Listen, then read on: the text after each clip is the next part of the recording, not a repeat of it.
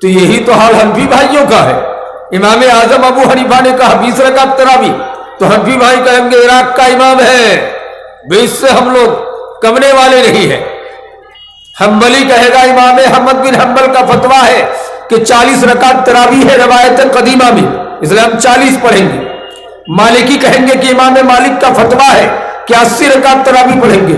حدیث بخاری مسلم کی من قام ایمانا واحتسابا غفر له ما تقدم من ذنبه، رات بھر کا قیام 80 رکعت تراویح میں ہوگا. اہل حدیثوں نے کہا کہ امام مالک کا 80 رکعت کو پھینک دو، امام احمد بن حنبل کی 40 رکعت کو ردی کی ٹوکری میں پھینک دو، امام ابو حنیفہ کا 20 رکعت کو ردی کی ٹوکری میں پھینک دو. اماموں کا امام حضرت محمد مصطفیٰ کی حدیث تلاش، قرآن دیکھو، حدیث بخاری کی مل گئی جو قرآن کے بعد سب سے اونچی حدیث کی کتاب ہے. نبی نے فرمایا رمضان غیر رمضان کبھی بھی 11 رکعت سے زیادہ نہیں پڑھتے تھے. سمجھ رہے؟ اس لیے رمضان میں 3 رکعت وتر پڑھنا ضروری ہے. اگر 1 رکعت پڑھ کے بھاگو گے تو 9 ہی رکعت ہوگا. یہاں بخاری مسلم کی روایت میں 11 رکعت ہے، لہذا امام ابو حنیفہ کی 20 فیل، امام احمد بن حنبل کا 40 فیل، امام مالک کا 80 فیل گیا. حدیث کے مطابق سنت 11 رکعت. چیلنج، اگر کوئی زیادہ پڑھنا چاہے تو 200 رکعت بھی پڑھ سکتا ہے. دلیل حضرت ابو سعید خدری رمضان میں اور غیر رمضان میں رات بھر نماز پڑھتے تھے. 2 رکعت پڑھی سلام پھیرے، 2 رکعت پڑھی سلام، 200 رکعت، کبھی 100 رکعت. یہ نفل ہے. آج بھی کوئی پڑھنا چاہے راج گاؤں میں تو مسجد میں پڑھے، 2 بجے 2:30 بجے رات کو جگ کے وضو کر کے 50 رکعت 100 رکعت پڑھے، کوئی حرج نہیں. لیکن سنت طریقہ نفل میں تراویح میں 11 ہی رکعت ہے. یہی تو ہمارا فتویٰ مسئلہ حل ہو گیا. اب سنت طریقہ ہے کہ فطرے میں گلہ دیا جائے. گلہ میں بھی سب نہیں چلے گا، کھانے کا گلہ، کھانے کا گلہ. کھاتے کیا ہے؟ بھات روٹی، تو آٹا دیجئے 1.25 کلو اور 1.25 کلو چاول، یہی دینا ہوگا. یہ زیادہ اتم طریقہ. لیکن اگرچہ نبی کے دور پہ کوئی پیسہ نہیں دیا ہے، لیکن پیسہ بھی دے سکتے ہیں، سنت. لیکن حرام کہاں سے آپ پا لیے کہ پیسہ دینا حرام ہے؟ آپ کہیں گے پیسہ دینا حرام ہے، ہم کہیں کہ مائک میں آزان دینا حرام ہو جائے گا. حدیث سے ثابت نہیں ہے. مدرسے میں آپ پکے کا مدرسہ بنائے، کس حدیث سے ثابت ہے؟ مسجد کے اندر ماربل سٹا دی، کس حدیث سے ثابت ہے؟ مسجد میں چٹائی بچھا رہے ہیں، کس حدیث سے ثابت ہے؟ امام کے لیے آپ مخمل بچھا رہے ہیں، یہ کس حدیث سے ثابت ہے؟ مدرسے کے اندر گھنٹی بجا رہے ہیں جو مندر کی گھنٹی ہے، کہ تعلیم کے لیے جائز ہے، کس حدیث سے ثابت ہے؟ ایک مولوی پڑھا کے نکل رہے ہیں، دوسرا گوت رہے ہیں، یہ تو انگریز کا طریقہ ہے، کرسچن کا طریقہ ہے. اپنے دینی مدرسے میں یہ انگریز کا طریقہ بنائے ہو کہ گھنٹی جب مارے گا تو جو پہلی گھنٹی میں پڑھا رہے نکل کے دوسری کلاس میں جائے گا اور دوسرا والا اس کلاس میں آئے گا. ایک کا نکلنا ایک کا جانا، یہ تو شریعت کے خلاف ہے. کہیں گے یہ سب چلے گا، معاملات کا معاملہ ہے. میرے بھائی اتنی شدت کا فتویٰ نہ کریں. عبدالرزاق بن یوسف کی طرح یہ کرنے سے 40 دن کی نماز قبول نہیں، وہ کرنے سے 40 سال تک نماز قبول نہیں ہوگی. جو بھی بیچارہ نماز پڑھ رہا تھا وہ نہیں ہوگا. ایک صاحب کہہ رہے ہیں کہ جو روزہ رکھ کے نماز نہیں پڑھتا ان کا روزہ نہیں ہوگا. بالکل غلط. روزہ تو ہوگا اپنی جگہ، لیکن نماز چھوڑا اس کا گناہ ملے گا. کوئی نماز پڑھتا ہے لیکن روزہ ہی نہیں رکھتا ہے، کہیں گے نماز پڑھنے کی فائدہ ہے، روزہ رکھو نا. غلط بات. نماز پڑھا، نماز پڑھنے کا تو ثواب ملے گا، روزہ چھوڑ دیا اس کا گناہ ملے گا. آپ کہہ رہے ہیں کہ یہ کر کے کیا فائدہ، یہ کر کے کیا فائدہ. اس لیے فتوے میں میرے بھائی شدت نہ اختیار کریں. مسجد کے اندر سترا اترا کوئی چیز نہیں ہے. بس بخاری مسلم کی روایت ہے کہ صحابہ کرام فرض پڑھنے کے بعد سترے کے لیے لپٹ پڑتے تھے. وہ کیا نا صحابہ یبتدرون الی السترہ بعد الصلاۃ المکتوبہ، فرض نماز کے بعد سترے کی طرف لپٹ پڑتے تھے. کیا آگے وضاحت آ رہی ہے حدیث میں؟ الی الجدران والعمود، دیوار کی طرف، کھمبوں کی طرف. لہذا ہم لوگوں کو بھی چاہیے کہ ہم زیادہ سنت پڑھیں گے. کوئی بیوقوف آدمی ہے تو سنت زیادہ پڑھے گا، گیٹ میں کھڑا ہو گیا، جمعہ کے بعد 2 رکعت پڑھ کے پھر 2 رکعت شروع کر دیا. ہم 2 رکعت پڑھ کے نکلنے والے ہیں، پیچھے لوگ سنت پڑھ رہے ہیں، بڑی دقت ہو رہی ہے. تو اس کو چاہیے کہ جن کو زیادہ سنت پڑھنی ہے دیوار کے سامنے کھڑا ہوگا، یہ پیلر دیکھ کے کھڑا ہوگا. اور ہم جانتے کہ ہم 2 ہی پڑھیں گے، ہمارے آدھے والا بھی 2 پڑھے گا، ہم نکل جائیں گے وہ بھی نکل جائے گا. ستری کی کہاں ضرورت پڑ گئی میرے بھائی؟ ہٹا دیجئے سب. اور سنت طریقہ فطرے میں وہی ثابت ہوا کہ غلہ دینا چاہیے لیکن پیسہ دینا حرام نہیں، جائز۔ دعا کی بات کرتے ہیں، سب سے پہلے دعا بدعت کہنے والا مرکزی دارالعلوم جامعہ سلفیہ بنارس، اور وہاں ہمارے استاد محترم شیخ الحدیث مولانا عبدالسلام مدنی جو حال میں 6 مہینہ ہوا انتقال ہوا، اصغر مدنی کے بھی استاد ہیں، اتنے بڑے عالم تھے، علامہ عبید اللہ رحمانی کے خوشاچی تھے، علامہ عبدالسلام مدنی رحمت اللہ علیہ، زندگی بھر دعا نہیں چھوڑی، ہاتھ اٹھانے میں بھی انہوں نے وضاحت کر دی کہ کچھ پاگل ایسے ہاتھ اٹھائیں گے، اللہ اکبر۔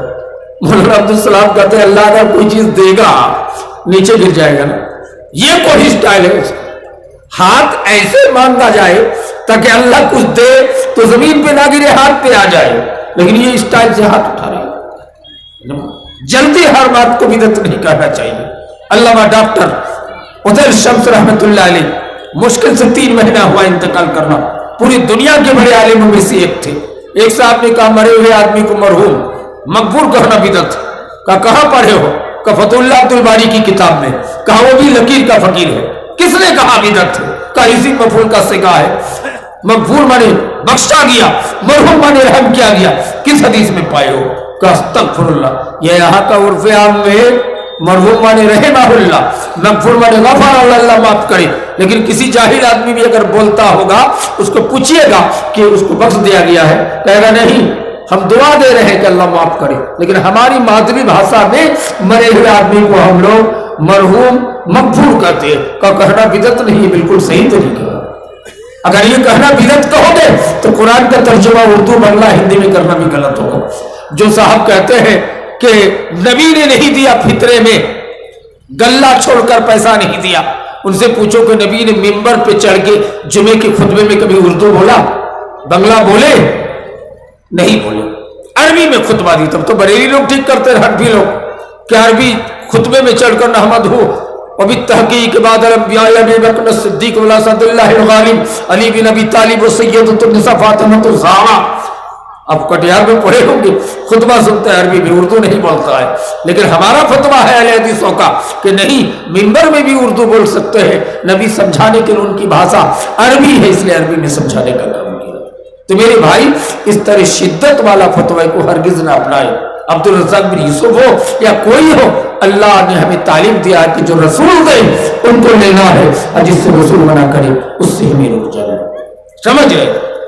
نبی صحابہ سے غلطی ہو گئی تو آج کا امام اور مولوی کتنے بڑے امام ہو جائے ان کی عزت کرنا چاہیے، احترام کرنا چاہیے، لیکن غلطی ہو سکتی ہے نا، ہو جائے گی۔ میں 4 مثال دے کے ختم کروں گا۔